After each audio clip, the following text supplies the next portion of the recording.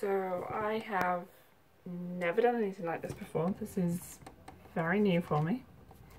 But this is Sensory Chippy, and this is my website, my YouTube channel, and this video is an introductory video about me, about what sort of things to expect from the channel, why I've started the channel and all that kind of stuff. So I am in my 30s, I live here in the UK, and I am currently in the process of potentially being diagnosed with autism. So I am partway through the diagnosis process. So I've had the first sort of like assessment type thing where they kind of decide if you meet the criteria to move on to the next stage of assessment, and the next stage of the assessment is looking at your social interaction and all of that kind of stuff. So I have that assessment in a couple of weeks' time, and I really wanted to do a YouTube channel that was trying to add another voice in the crowd of people that are trying to raise awareness of autism in women, but also autism potentially in undiagnosed adults sort of thing. And I am kind of in that process at the moment of, like I say, potentially being diagnosed. I think I am autistic, but which is why I'm going through the process. It's a very new, very scary experience, and so yeah, this is my journey. This is me basically being open about who I am as a person and exploring all of this side of things.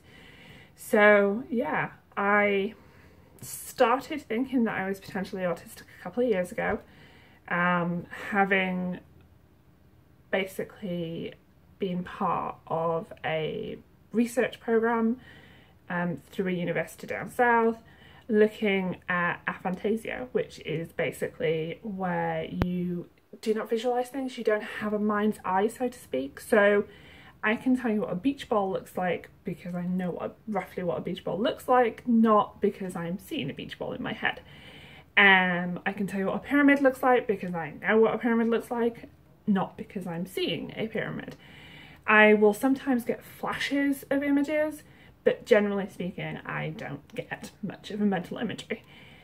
And basically the university would send me tests every now and then, not via email, to do, and one of them was looking potentially at the spectrum and to see if you were potentially on the spectrum, and the test that I did indicated that I may well be on the spectrum. So that then led to me exploring it a little bit more and looking at what is autism. I never really come across it before. I never really knew what it was. I'd never really heard about autism. So I started looking into it, started doing a bit of research, and some of the stuff that I was reading about, some of the traits with autism, started to make a little bit of sense in my head with some of the stuff that I was experiencing. So things like having problems in crowded places, having problems with noise, potential sensory overload, that kind of stuff. All of it slowly started to fit into place and started to make sense.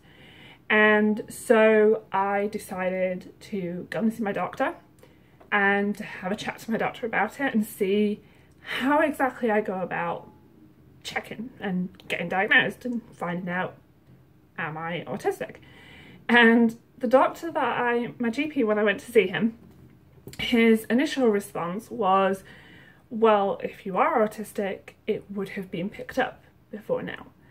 And my instant reaction to him was, well, not necessarily, because I was diagnosed with dyslexia when I was 8, but I was not considered to be severe enough in terms of my dyslexia to warrant support and to warrant help through high school and so forth. So I had to go through my GCSEs without any support, without realising that A, dyslexia is a disability and that I could get support. So I went through high school without the support and having to struggle to get my head around all of the tests, all of the exams and everything.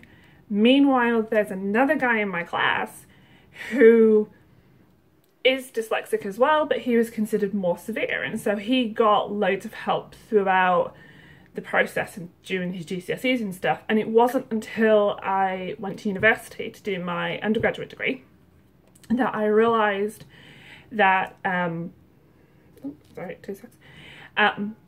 A, it was considered a disability, and B, I can get support for it. And that kind of changed things up for me a lot with dyslexia and how I viewed my dyslexia, because I started to realise that to some it may not be severe, and to me it's not that severe, but it is still a disability. Irrespective of how mild or how severe it is still a disability, and if needs be you can get support. So for me that was really beneficial, because it meant I could, I had a little extra time when I was doing my exams, which was fantastic when I was doing all my written exams and stuff, because trying to write an essay in an exam condition is stressful.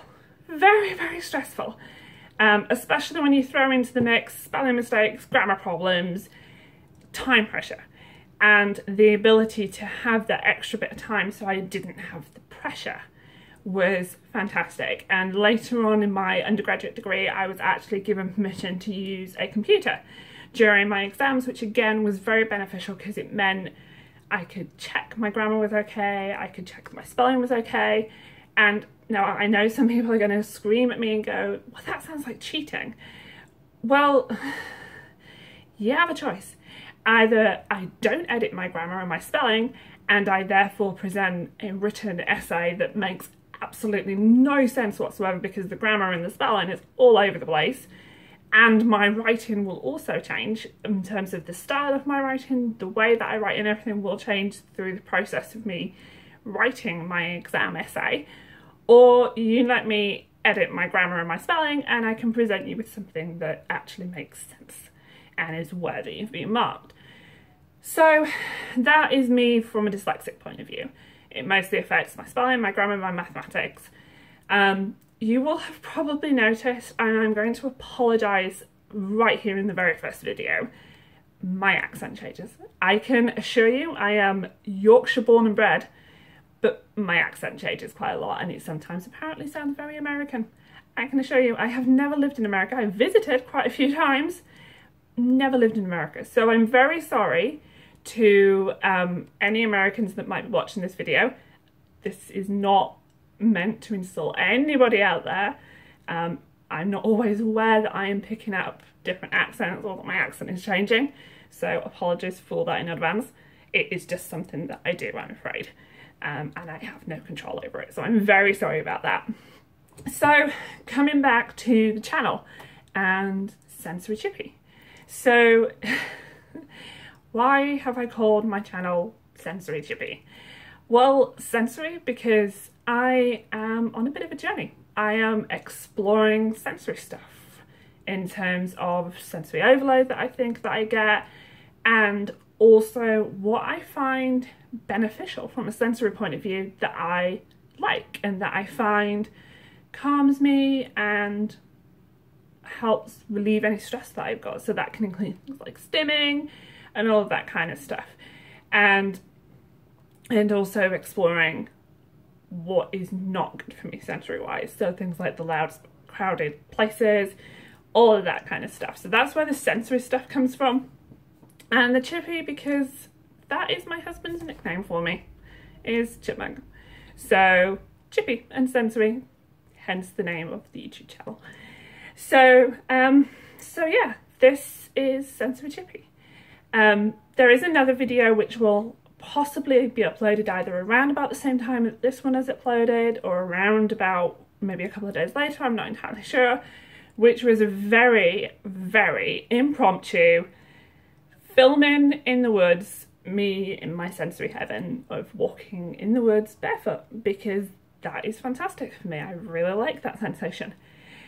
So yeah, this is Sensory Chippy. This is me trying to add another voice to the whole circle that is slowly, I think, growing in terms of the fact that yes, women can get autism and do have autism, and that yes, adults can potentially be undiagnosed until they're an adult in terms of whether they're on the spectrum or not.